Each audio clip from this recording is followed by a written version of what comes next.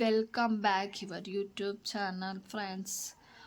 ಇವತ್ತಿನ ಮಾತುಕತೆ ಬೆಳ್ಳಿ ಬಗ್ಗೆ, ಚಿನ್ನದ ಬಗ್ಗೆ ಒಂದು ವಿಡಿಯೋ ಮಾಡಾಕಿದ್ದೆ. ಚೆನ್ನಾಗಿ ಲೈಕ್ ಮಾಡಿದಿರ, ಚೆನ್ನಾಗಿ ಕಮೆಂಟ್ ಬಂದಿತ್ತು. ಸೊ ಬೆಳ್ಳಿ ಬಗ್ಗೆ ಮಾತಾಡೋದಕ್ಕೆ, ಬೆಳ್ಳಿ ಬಗ್ಗೆ ಏನಪ್ಪ ಅಂದರೆ, ಈಗ ಬೆಳ್ಳಿ ಅಂದ್ರೂ ಅಷ್ಟೇ ಚಿನ್ನದಷ್ಟೇ ರೈಟ್ ಆಗಿದೆ, ಒಂದು ಸ್ಟೆಪ್ ಮೇಲೆ ಇದೆ ಅದು ಆಲ್ರೆಡಿ. ಸೊ ಅದಕ್ಕೆ ಏನಂದರೆ, ಬೆಳ್ಳಿನೂ ಇವಾಗ ಜರ್ಮನ್ ಸಿಲ್ವರ್, ಇದು ಏನು ಯಾವುದು ಪ್ರಮೋಷನ್ ವಿಡಿಯೋ ಅಲ್ಲ. ಸೊ ನಾನೇ ಸ್ವಂತ ಒಂದು ನನ್ನ ಮನಸ್ಸಿನ ಅನಿಸಿಕೆನ ನಿಮ್ಮ ಹತ್ರ ಹಂಚ್ಕೊತಾ ಇದ್ದೀನಿ. ಬೆಳ್ಳಿನೂ ಅಷ್ಟೇ ಜರ್ಮನ್ ಸಿಲ್ವರು ಬಂದಿದೆ. ಬಟ್ ಇವಾಗಿನ ಪರಿಸ್ಥಿತಿಲಿ ದೇವ್ರ ಮನೆಗೆ, ದೇವರ ಪೂಜೆಗೆ, ಯಾವುದೇ ಒಂದು ಹಬ್ಬ ಬಂದ್ರೂ ಬೆಳ್ಳಿ ಬೇಕು, ಬೆಳ್ಳಿ ದೀಪ ಬೇಕು, ಬೆಳ್ಳಿ ತಟ್ಟೆ ಬೇಕು, ಬೆಳ್ಳಿ ಚೊಂಬು ಅಂತ ಇಷ್ಟಪಡ್ತಾರೆ. ಮುಂಚೆ ಎಲ್ಲ ತೊಗೊಬೋದಿತ್ತು, ಬಟ್ ಈಗ ತಗೊಳ್ಳೋ ಪರಿಸ್ಥಿತಿನಲ್ಲಿ ಎಲ್ಲರೂ ಇರೋದಿಲ್ಲ. ಯಾರಿಗೆಲ್ಲ ಆಗುತ್ತೋ ಅವ್ರು ತೊಗೊಬೋದು, ಬಟ್ ಸಾಲ ಮಾಡಿ ಯಾರು ತಗೊಳ್ಳೋ ಅವಶ್ಯಕತೆ ಇಲ್ಲ ಅನ್ಕೊಂತೀನಿ ನನಗೆ. ಏಕೆಂದರೆ ಬೆಳ್ಳಿನೂ ಅಷ್ಟೇ, ಇವಾಗ ಒಂದು ಲೋಟ ತಗೊಂಡ್ರೆ ಒಂದನ್ನೇ ಇಟ್ಟು ದೇವರಿಗೆ ಪೂಜೆ ಮಾಡಬೇಕಾಗತ್ತೆ. ದೇವರು ಇನ್ನೊಂದು ನನಗೆ ಬೆಳ್ಳಿನೇ ಕೊಡಿ, ಚಿನ್ನನೇ ಕೊಡಿ ಅಂತ ಯಾವತ್ತೂ ದೇವ್ರು ಕೇಳಿಲ್ಲ. ಸೊ ನಮ್ಮ ಖುಷಿಯಿಂದ ನಾವು ಬೆಳ್ಳಿಲಲ್ಲಿ ಇಟ್ಟು ಪೂಜೆ ಮಾಡೋಂಥದ್ದು. ಆದರೆ ಸಾಲ ಮಾಡಿ ಬೆಳ್ಳಿ ತಗೊಂಡು ದೇವ್ರ ಪೂಜೆಗೆ ಮಾಡೋದ್ರಿಂದ ಅದ್ರ ಫಲ ಖಂಡಿತ ಇಲ್ಲ. ಯಾಕೆ ಅಂತ ಕೇಳಿ, ಈಗ ಸಾಲ ಮಾಡಿರ್ತೀವಿ, ಸಾಲ ಮಾಡಿ ತಗೊಂಡಿದ್ದೀವಿ ಅನ್ನೋದೇ ಮೈಂಡ್ ಇರುತ್ತೆ. ಬಟ್ ಅದು ದೇವರಿಗೆ ಇಷ್ಟ ಆಗಲ್ಲ, ನನ್ನ ಅನಿಸಿಕೆ.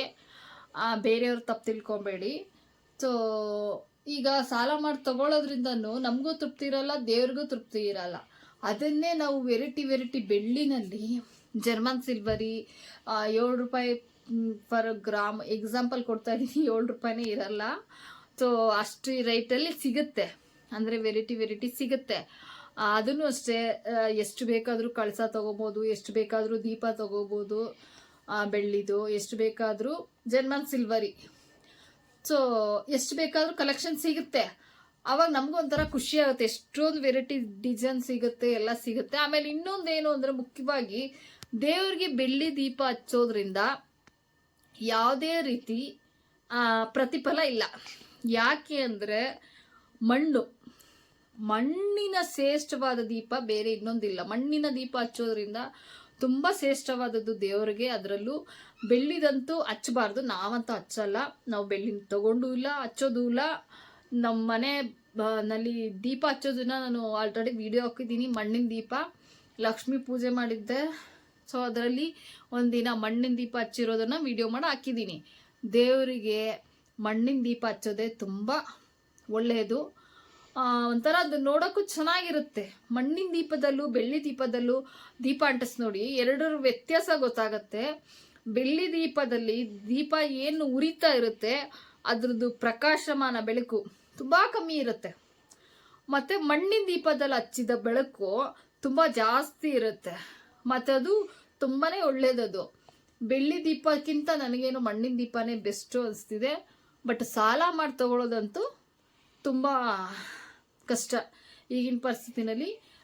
ಅದೇ ಹೇಳಿದ್ನಲ್ಲ, ತುಂಬ ವೆರೈಟಿ ಸಿಗುತ್ತೆ ಜರ್ಮನ್ ಸಿಲ್ವರ್. ಇವಾಗ ಯಾವ್ಯಾವುದು ಸಿಲ್ವರಲ್ಲಿ ಅದಕ್ಕೆ ಪರ್ಟಿಕ್ಯುಲರಾಗಿ ಮಾಡಿದ್ದಾರೆ, ಬ್ಲ್ಯಾಕ್ ಆಗಲ್ಲ, ಅದಾಗಲ್ಲ, ಇದಾಗಲ್ಲ ಅಂತ ತುಂಬ ವಿಡಿಯೋದಲ್ಲಿ ನೋಡಿರ್ತೀರ ನೀವು. ಬೆಸ್ಟ್ ಅಂದರೆ ಸಾಲ ಮಾಡಿ ಯಾರು ತೊಗೊಳಕ್ಕೆ ಹೋಗಬೇಡಿ. ಬೆಳ್ಳಿನ ತಗೊಳ್ಳೋದಿದೆ ಜರ್ಮನ್ ಸಿಲ್ವರ್ ತಗೊಳ್ಳಿ. ಅದರಲ್ಲೂ ತಟ್ಟೆನಲ್ಲಿ, ಚೊಂಬಲ್ಲಿ, ದೀಪಗಳಲ್ಲಿ, ಪ್ರತಿಯೊಂದು ಐಟಮಲ್ಲೂ ವೆರೈಟಿ ಡಿಸೈನ್ ಸಿಗುತ್ತೆ. ಬೆಳ್ಳಿ ಪರ್ಟಿಕ್ಯುಲರ್ ತಗೊಳ್ಳೋದ್ರೂ ಒಂದೇ ಡಿಸೈನು, ಒಂದೇ ತಟ್ಟೆ, ಒಂದೇ ಲೋಟ ಇರುತ್ತೆ. ನೋಡಿ ನಿಮ್ಮ ಅನುಕೂಲ. ನನ್ನ ಅನಿಸಿಕೆ ನಾನು ಹೇಳಿದ್ದೀನಿ. ಯಾಕೆಂದರೆ ಸಾಲ ಮಾಡಿ ತಗೊಳ್ಳೋದಷ್ಟು ಒಳ್ಳೆಯದಲ್ಲ. ಸಾಲ ಮಾಡಿದ್ರೆ ಸಾಲ ತೀರ್ಸೋಷ್ಟು ನಾವು ಇರಬೇಕಂತೆ. ಸಾಲ ಮಾಡಿ ನಾವೇ ತೀರೋಗೋಷ್ಟು ಮಟ್ಟಿಗೆ ಸಾಲ ಮಾಡಬಾರ್ದಂತೆ. ದೊಡ್ಡೋರು ಹೇಳಿದ್ದಾರೆ, ನಾನು ಹೇಳ್ತಾ ಇದ್ದೀನಿ, ನನ್ನ ಅನುಭವ. ಸಾಲ ಮಾಡಿ ತಗೊಳ್ಳೋದಂತೂ ನಂಗಂತೂ ಇಷ್ಟ ಇಲ್ಲ. ನಾನು ಯಾವುದನ್ನು ಸಾಲ ಮಾಡಿ ತಗೊಳಕ್ಕೆ ಹೋಗಲ್ಲ. ಎಷ್ಟಿರುತ್ತೋ ಅಷ್ಟರಲ್ಲೇ ತೃಪ್ತಿ ಪಡ್ತೀನಿ. ಸೊ ನಿಮಗೂ ನನ್ನ ಅನಿಸಿಕೆನೇ ಹೇಳ್ತಾ ಇದ್ದೀನಿ. ನೋಡಿ ನಿಮ್ಮ ಅನುಕೂಲ.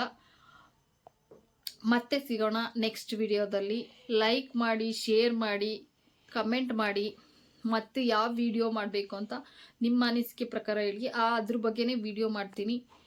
Take care, bye bye, love you all.